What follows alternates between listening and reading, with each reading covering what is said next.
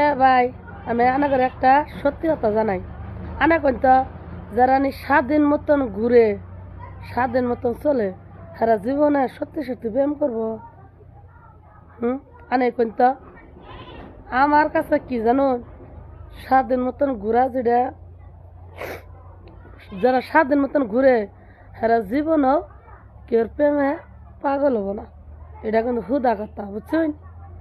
আমি কয়দিন দেখলাম, অভিনয় করলাম, ভিডিও বানাইলাম।